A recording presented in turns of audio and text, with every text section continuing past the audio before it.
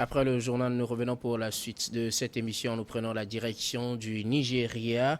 10 élèves ont été enlevés ce lundi lors d'une attaque menée par des hommes armés dans l'état de Kaduna, dans la région d'Aron. Selon les témoins, ils ont affirmé qu'au moins 10 élèves de l'école secondaire publique de la localité ont été enlevés. Je commence avec vous, Dominique Lacmon. Le Nigeria n'est pas aussi à l'abri des enlèvements. Ça continue et ça ravive les forces. Ça donne plus de force au groupe des ravisseurs? Non, mais tu dis à l'abri, on se rend compte que le Nigeria même est le siège des enlèvements.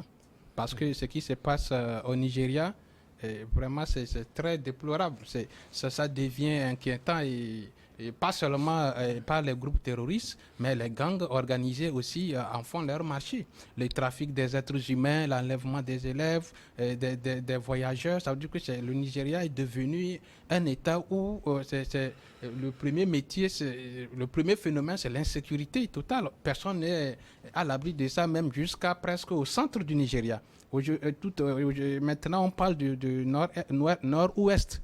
Alors que nord-est est déjà occupé par les terroristes Boko Haram et qui aussi font leur marché. Le trafic des êtres humains, l'enlèvement des personnes et les braquages, sincèrement, ça devient inquiétant et que nous devons sincèrement que les États fédéralisent. C'est vrai, c'est un État, c'est une fédération, mais je parle de tous les États africains. Nous devons aller vers qu'on mette en synergie nos forces pour vraiment arriver au bout de ce mal.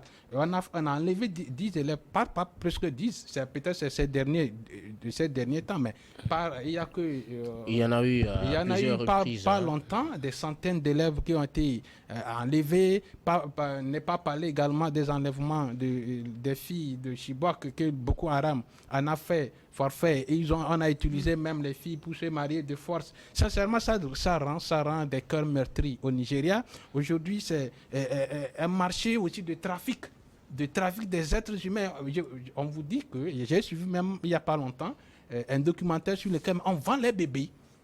Quand on le dit, France 24 même s'était mis un acheteur de bébés et il y a une France démarche. 24 même acheter les bébés? Non, ça veut dire qu'ils voulaient réaliser une enquête où ils se sont mis, pour réaliser l'enquête, ils se sont mis comme acheteurs de bébés. Vous voyez, c'est un documentaire. Et ils ont trouvé même une femme qui est démarcheur et qui a trouvé une dame qui est prête à vendre son bébé de 6 ans. Même, ce n'est pas un bébé, un enfant de 6 ans contre, je pense, il dit 130 000 euros.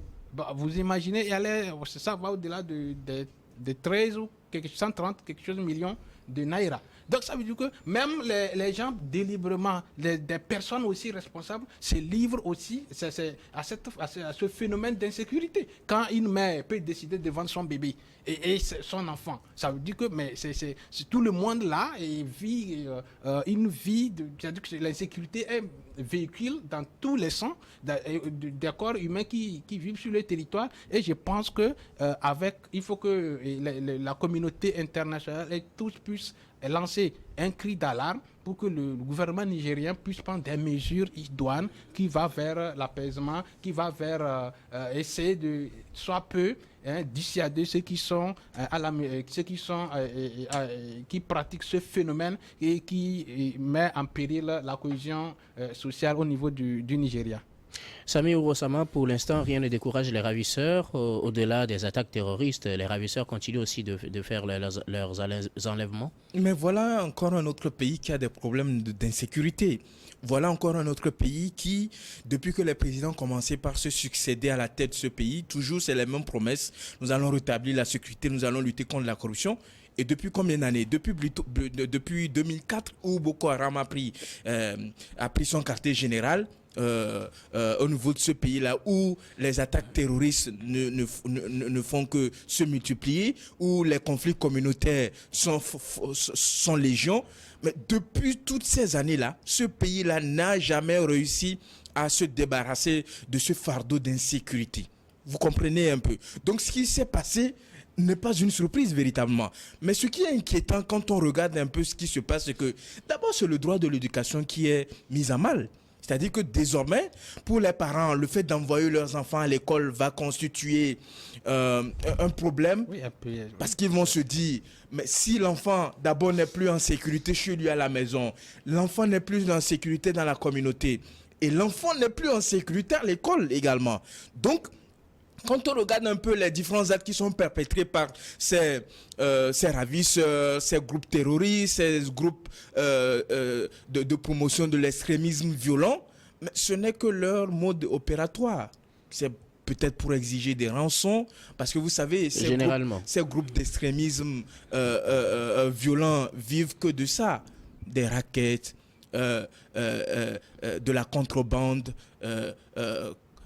du trafic d'héroïne, du trafic de cocaïne, des enlèvements. Donc c'est vraiment un mode opératoire qui permet à ces groupes djihadistes, à ces groupes d'extrémisme violent de continuer par survivre, de continuer par perpétrer des actes de violence au nom peut-être d'une certaine idéologie, au nom d'une certaine religion, de continuer par perpétrer de ce genre de violence. Mais moi, je pense que ces actes-là d'insécurité, ces actes de violence auxquels on assiste aujourd'hui au niveau du Nigeria ne vont pas finir de sitôt. Si on voit un peu dans quelles conditions les gens vivent dans ces différentes localités beaucoup plus éloignées, dans les localités rurales, les conditions dans lesquelles les gens vivent, où les gens n'ont pas accès au minimum vital, où les gens ont des difficultés pour se nourrir, pour avoir accès à de l'eau potable, où les gens n'ont pas accès à des soins de santé, où l'injustice est grandissante dans ce pays qui regorge de beaucoup de ressources, qui est un pays producteur du pétrole, où on remarque véritablement que les ressources ne profitent pas à toutes les populations de ce pays. La corruption, elle est grandissante, elle est devenue une pandémie. Au niveau de ce pays-là où un groupuscule de personnes s'accapare des ressources du pays, tandis que la plus grande majorité de la population souffre de jour au jour. Et lorsqu'on assiste à ce genre d'attaque, on se dit véritablement que les autorités vont encore promettre, mais au fil des ans, on n'assistera pas à deux changements notables. C'est le jour où ça plaira à ces ravisseurs, où les populations les parents vont se débrouiller pour pouvoir trouver la rançon peut-être qu'ils vont exiger, qui vont pouvoir libérer ces enfants-là, ou du moins, on va toujours attendre, comme ce fut le cas des petites filles qui ont été enlevées, ou à un moment donné, on les a retrouvées. La seule difficulté qu'on a, c'est qu'on ne sait pas, pendant ce temps de détention de ces enfants-là, qu'est-ce qu'ils ont pu inculquer à ces enfants-là, qu'est-ce qu'ils les ont donné comme idéologie, quelle éducation ils ont donné à leurs enfants, parce que vous n'êtes pas sans savoir que l'Afrique subsaharienne, du moins la sous-région, est gangrénée par l'extrémisme violent, le terrorisme, le djihadisme, et c'est souvent ces enfants-là qui, à un moment donné, s'ils ne sont pas enrôlés au niveau de ces forces rebelles-là, ou à un moment donné, s'ils ne sont pas utilisés comme des boucs émissaires pour perpétrer des attaques au niveau de ces pays-là. Donc, c'est vraiment autant d'interrogations qui nécessitent une mobilisation au niveau de ce pays-là, mais également au niveau de la communauté économique des États de l'Afrique de l'Ouest pour garantir le droit de l'éducation à chaque enfant au niveau des pays de la CEDEAO, pour garantir un bien-être à chaque enfant. Parce qu'au-delà de tout ce qui s'est passé au Nigeria, c'est les droits de l'enfant qui sont en jeu. Firmin Teko Agbo, de nouveaux enlèvements au Nigeria. Non, deux choses. La première chose, il n'y a rien d'étonnant dans ce qui vient de se passer quand on parle d'enlèvement d'élèves au Nigeria. Je pense que c'est dans les principes forts de Boko Haram. Lorsque Boko Haram a été créé en 1999, le principe c'était quoi? C'est de créer un nouvel État, regrouper tous ceux-là, tous ces jeunes-là qui sont au nord du Nigeria, leur dire ceci, que si vous souffrez, c'est à cause de vos frères du Sud qui volent, qui pillent l'argent ou les biens de votre pays. Maintenant, ce qu'on va vous faire, on va vous créer de l'emploi.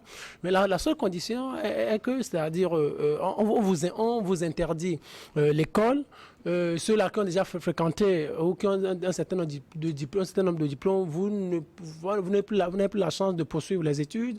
Maintenant, on vous interdit aussi l'accès aux médias occidentaux. Tout ce qu'il y a d'occidental, vous n'en avez pas accès. C'est ça, en fait. Parce qu'on se rend compte que quand vous allez à l'école, quand vous avez accès aux médias occidentaux, radio, télévision, presse, ça vous ouvre un certain esprit. Et maintenant, lorsqu'on va vous commencer à vous faire des cérémonies pour vous détruire votre psychologie, vous n'allez pas trop accepter. C'est pour cela qu'on a besoin des élèves, des gens qui ne réfléchissent pas trop. Donc, ce qu'ils sont en train de faire là, lorsqu'ils sont en manque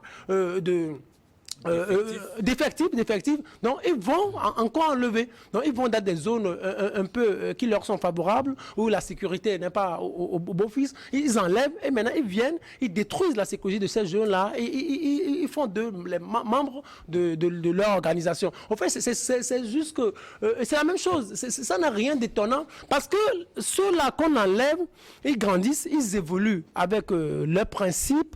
Moi, je le dis toujours comme ça, ils détruisent leur psychologie parce qu'on vous prêche des paroles pour vous abrutir, pour vous abêtir, pour vous rendre bête, pour que vous soyez tellement amoureux de leur pratique ou de sextecte ou de Boko Haram. Et la plupart qu'on recrute sont vendus aussi à l'État islamique, aussi à ACMI. Est-ce que les gens ne savent pas? Donc, c'est un marché qui est très productif parce que quand vous recrutez, et l'État islamique a besoin d'effectifs, donc vous leur en vendez. Donc, en fait, à leur niveau, il n'y a pas de problème. Mais la deuxième chose que je voudrais faire observer, c'est au niveau de l'État du Nigeria. Samir, sur ce point, je suis d'accord avec lui, mais c'est-à-dire le Nigeria, c'est une puissance économique. Le Nigeria, c'est plus de 206 millions d'habitants. Le Nigeria, c'est la première puissance économique africaine. Et donc, depuis tant d'années, Boko Haram a été créé en 1999. Ici, on ne sait pas si c'est Boko Haram ou d'autres groupes. Oui, c'est des hommes armés qui ont enlevé. Oui, c'est des hommes armés, mais c'est-à-dire avant que d'autres groupes ne viennent ou n'interviennent, ils doivent forcément entrer en contact avec Boko Haram. C'est le même réseau, Moi, ce que je dis, mais le Nigeria, on dit que le Nigeria est une puissance. Qu'est-ce qui fait que le Nigeria n'allait pas maîtriser la sécurité du pays? Quand on dit que le Nigeria, c'est une puissance, mais ça veut dire que le Nigeria ait des moyens nécessaires pour combattre. Le Nigeria ait des moyens nécessaires en termes de sécurité, en termes de logistique, en termes de renseignement. En termes de logistique de renseignement, parce que ce qui permet de lutter contre le terrorisme, c'est les renseignements. Quand vous avez les renseignements, les meilleurs renseignements, vous savez comment là, ils vivent, là où ils dorment, partout où ils passent. Et aussi, vous pouvez intercepter facilement leur appel téléphonique. Mais comment ça se passe? Des fois même, on voit ceux-là qui envoient des images vidéo, des images vidéo, je ne dis pas vidéo, mais des images YouTube, mais qui vous envoient des informations. Et l'État du Nigeria, ou l'État fédéral même du Nigeria est là, sans rien faire. Ils viennent d'élire un nouveau président, Tinubu. Moi, je me demande comment il va s'en sortir. Le Nigeria, c'est deux choses. La corruption et aussi un problème d'insécurité. Comment ils vont arriver à lutter contre ça? Sinon, moi, à ce niveau, ce qu'ils viennent de faire, c'est la même chose qu'ils ont fait avec certaines de filles qu'on avait enlevées au temps d'Obama à l'époque. Maintenant, la plupart de ces filles-là n'ont pas été, entre guillemets, retrouvées. La plupart ont été forcées à épouser le mariage forcé. On a violé certaines, on a détruit la vie de ces jeunes-là comme ça. Sinon, la pratique même, c'est enlever les élèves. Ils ont besoin d'effectifs, ils ont besoin de ces élèves-là parce que les étudiants vont les déranger. Et vous venez, on vous abrutit. Et ça va toujours continuer comme ça. Pardon, si le Nigeria n'arrive pas à revoir sa sécurité, et surtout en termes de renseignement. Généralement, ces enlèvements sont faits contre rançon, ce qui permet à ces groupes de vivre à l'étape actuel. On parlait tout à l'heure des modes de vie de ces groupes-là. Est-ce qu'il faut aller payer des rançons pour récupérer ces enfants? Que faut-il faire avec, peut-être, il y a un nouveau président qui est là? Quelles seront donc ses priorités dans ce genre de situation? Non, je pense que ce qui est important, c'est de pouvoir garantir la sécurité des Nigériens et des Nigériennes au niveau de ces communautés rurales. En quoi parce que vous savez, avec à cause de cette insécurité, certaines populations se sont déplacées. Certaines populations nigérianes ont laissé leur localité d'origine et ont fui parce qu'ils ne peuvent pas rester dans un milieu où ils ne peuvent pas aller à l'école, où ils ne peuvent pas faire des activités champêtres, ils ne peuvent pas faire de l'élevage. Ils vont vivre de quoi? Donc ils sont obligés de quitter. Alors, deux solutions majeures, selon moi, qu'il faut faire, c'est d'abord combattre la corruption. Vous savez, la corruption, elle a des répercussions pas possibles d'abord sur l'économie, sur la vie politique, mais également sur la sécurité. Et vous savez qu'au Nigeria, les rapports disent que l'armée est tellement corrompue. Vous savez ça. Donc il faut assainir l'armée nigériane. Il faut qu'il y ait une certaine efficacité de l'armée. Il y a certaines personnes, même quand ils vont sur le champ de bataille, fuient. Il y a certains même qui donnent de l'information aux groupes djihadistes et aux groupes. Parce que ces gens-là, ils ont des moyens. Mais quand ils ont des moyens, ils achètent de l'information. Et qui sont ceux qui peuvent leur fournir de l'information? Ce sont l'armée et tout ça là. La deuxième priorité, c'est de faire en sorte que l'éducation des enfants soit garantie. Est-ce que cela empêche que ces enfants soient enlevés s'ils sont bien éduqués? Mais si l'école n'est pas sécurisée, n'est pas sécurisé. Vous imaginez quand on a enlevé ces 10 élèves-là, il a fallu combien de temps? Parce que quand j'ai écouté, j'ai suivi et j'ai lu un peu quelques articles par rapport à ce qui s'est passé. Mais jusqu'alors, ils n'ont pas toutes les informations sur l'enlèvement. Comment comprendre cela? Finalement, une grande puissance économique. Non seulement une puissance économique, mais sécuritaire. Mais quand vous avez un pays comme le Nigeria, avec une population dense comme ça, avec une armée de puissance, avec du matériel militaire conséquent, c'est pratiquement la première armée au niveau de la CEDEAO. Donc comment comprendre que pendant des années, l'armée nigérienne n'arrive pas à faire face à cette insécurité grandissante? C'est peut-être parce qu'à un moment donné, au sein même de l'armée, au sein au niveau de la scène politique, au niveau même du fonctionnement des institutions, quelque chose n'a pas marché. Et ce qui n'a pas marché, c'est la corruption endémique qui sévit ce pays-là. Parce que l'argent coule à flot. Même à Lagos, même dans les grandes villes, il y a du grand banditisme qui ne dit pas son nom. Donc vous imaginez, c'est quand même ahurissant de voir un pays fédéral avec des gouverneurs. L'institutionnalisation du pays, elle est établie. Il y a des gouverneurs, il y a véritablement une architecture institutionnelle qui devrait permettre à ce qu'on ne puisse pas assister ou mettre en déroute ces différentes attaques. Malheureusement, et ce qui se passe dans la plupart des pays comme au Burkina Faso ou au Mali, mais l'insécurité devient de plus en plus inquiétante et le pays a des difficultés à maîtriser la totalité du territoire et ça fait une bonne affaire pour les groupes djihadistes et les groupes de promotion de l'extrémisme violent. Merci beaucoup Samir. Nous allons marquer une nouvelle pause puis on revient pour la dernière partie de Regard croisé de ce jour.